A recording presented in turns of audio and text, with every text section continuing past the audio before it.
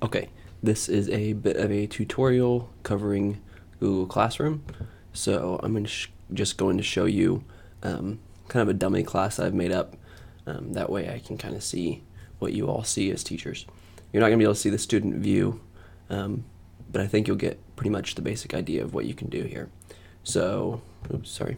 So here's my main class stream. Up at the top, this is the name of my class, Integration Technology 1. Now I've got three options here. I've got stream. This will show me all my assignments, all my quizzes, any announcements that I've made right here.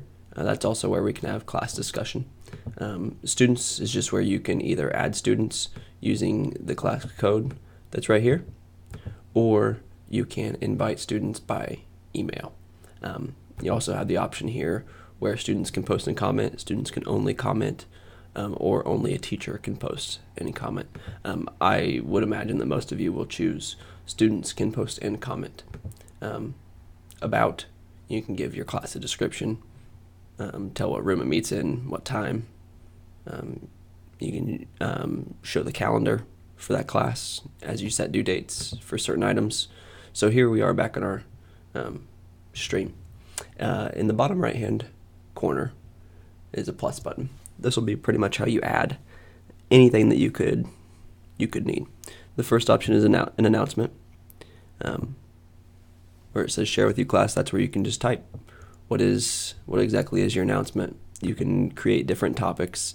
That way you can organize. I've got two topics, a welcome topic and a discussions topic. That way you can organize.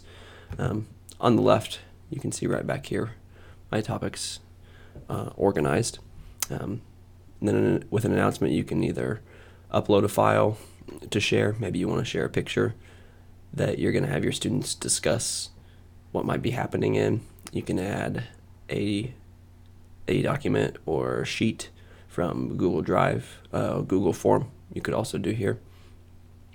You could also add a YouTube video or a link to any other website. The second option within the plus sign is to create an assignment.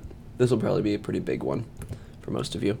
This is where you give it a title, provide your students instructions, and then give it a due date. That way they know when it's due, and then you'll be able to see what students are late, what students have handed it in on time, whatever you need to do. You can put it in a topic there as well.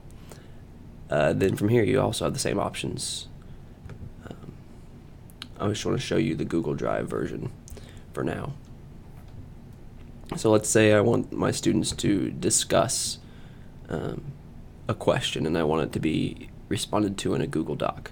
So I have found a document in my Drive that I titled Discussion, and it's also in my Recents.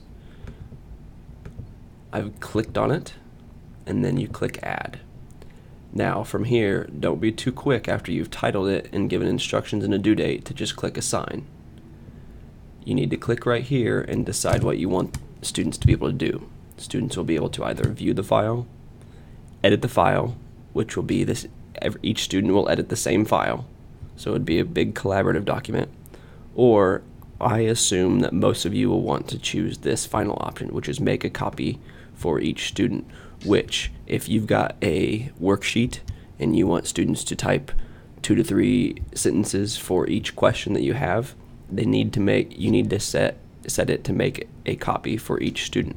That way, when each student goes in, they get a copy of the assignment rather than the same one. This also is what helps you organize student work. So once students download it, you're not going to have them show up that they're working on it in your folder until they've edited it. But once they start editing, it should show up in your Google Classroom folder in their class folder as well. So all you have to do after you do that is click Assign. Once students hand something in, they lose editing rights. So they will have, at first they will have the copy and be able to edit, but once they hand it in, they lose editing rights. Okay. You can also create a question just for students to answer within Google Classroom in the stream, and it can be either short answer or multiple choice.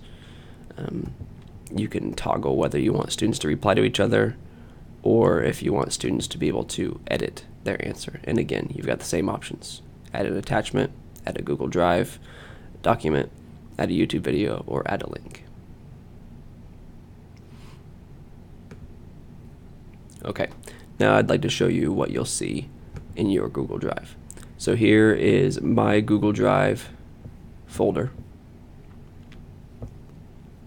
I've just zoomed in so you can see what I've got.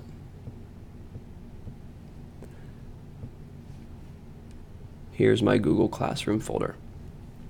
I didn't make this folder. Google Classroom created it for me.